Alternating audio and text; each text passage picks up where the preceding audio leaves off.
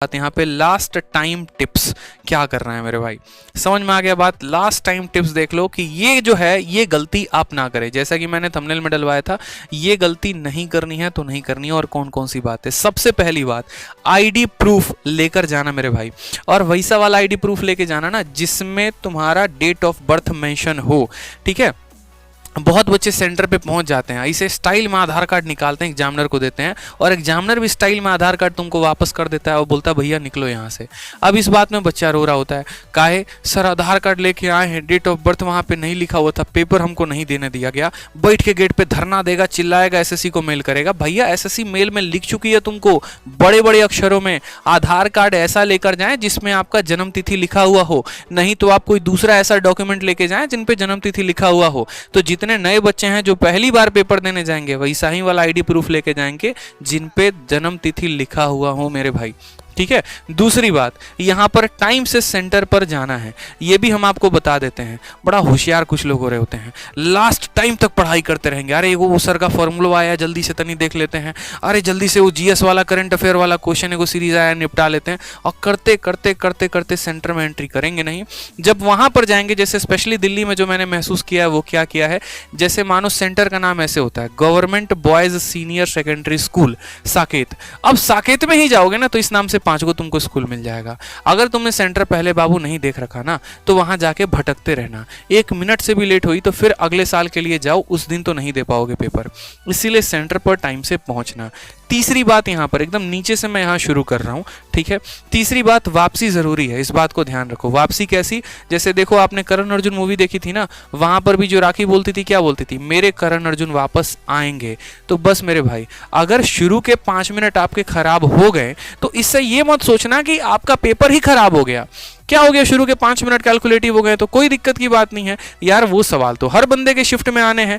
बस यही रहा कि आपको वो शुरू में दे दिया गया, किसी के बीच में आएगा, किसी के शिफ्ट में लास्ट में आएगा, लेकिन वो सवाल तो हर किसी के पेपर में है ना। तो इसमें इतना घबराने की बात नहीं। 5 मिनट हो गया सवाल बनाए एक, भाई साहब 55 मिनट में 99 सवाल। अरे मत घबरा मेरे भाई, वो सवाल हर किसी के शिफ्ट में है, अगर आपसे नहीं बना है तो किसी से भी नहीं बना है यहाँ पर।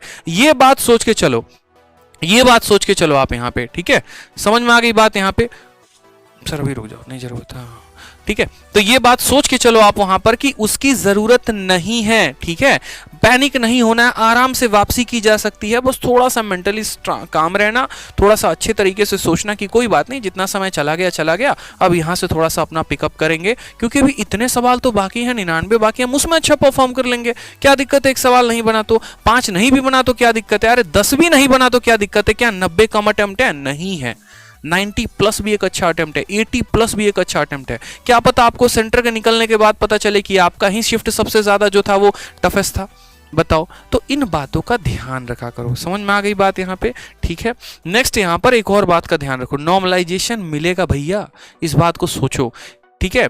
पता चले सेंटर में बैठे हुए हैं और आपका अटेम्प्ट ही काफ़ी कम जा रहा है और बैठ के अंदर ही अंदर रो रहे हैं, अरे बाप रे बाप, इस बार तो मेरे बाबूजी है ना बड़ा मारेंगे, मुआ देंगे मार के, ठीक है। एक बच्चा वहीं पे सोच रहा है इस बार तो जो है पूनम का अब तो शादी हो के रहेगा, क्योंकि इस बार तो हम पेपर में अटेम्प्ट नहीं कर पाए। अरे यार तुम पागल हो क्या, ये बताओ पहले इतना काहे लो सोच रहे हो, क्या पता तुम्हारा पेपर जो है वो टफेस्ट शिफ्ट में रहे, नॉर्मलाइजेशन तुमको मिल जाए। तो पूनम का भी मत सोचो, बाबूजी का भी मत सोचो, कुछ भी नहीं बिगड़ने वाला है, जो जहाँ पर है वो वहीं पर है, ठीक है। अभी फोकस करो अपने पेपर के ऊपर कि तुमको पेपर देना है, और इसीलिए तुमको सबसे ज्यादा मेंटली स्ट्रांग होने की जरूरत है।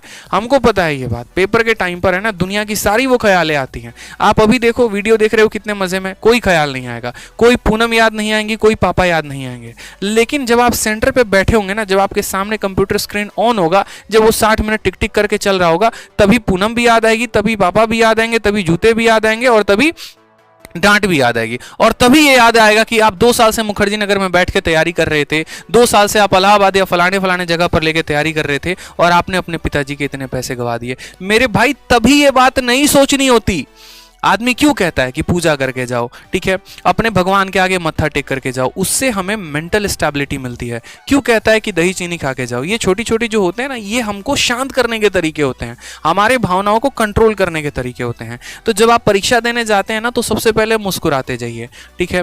आप जिस दिन जा रहे होते हैं, ऑटो वाले से कोई बकझक मत करिए, वो 10 मांगे आप 20 रुपए उसको देकर आइए, आप उससे बोलिए भैया मेरा दिन बनाओ, ऑल द बेस्ट, बस सीधी सी बात है। घर में जितने भी मेंबर्स हैं ना, सबसे बात करके जाओ, छोटे भाई से, बड़े भाई से, मम्मी से, पापा से, सबका आशीर्वाद लेके जाओ। मन में कोई नेगेटिव थॉट नहीं लेना है, उसको भी फोन मिला के जाओ, नहीं बात हो तो जबरदस्ती बात करके जाओ, लेकिन उसका भी ऑल द बेस्ट लेके जाओ, ठीक है।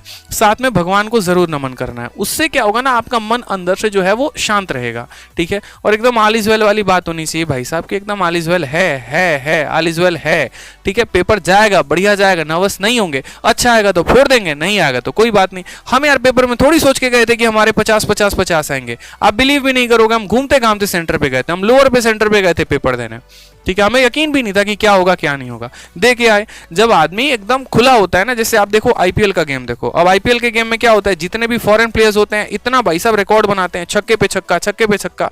क्रिस गेल देखो साला इतना ज्यादा जो है सिक्स बना के अपना रिकॉर्ड बना लिया, लेकिन वहीं जो वेस्ट इंडीज की तरफ से खेलता है उसकी हालत ढीली हो जाती है।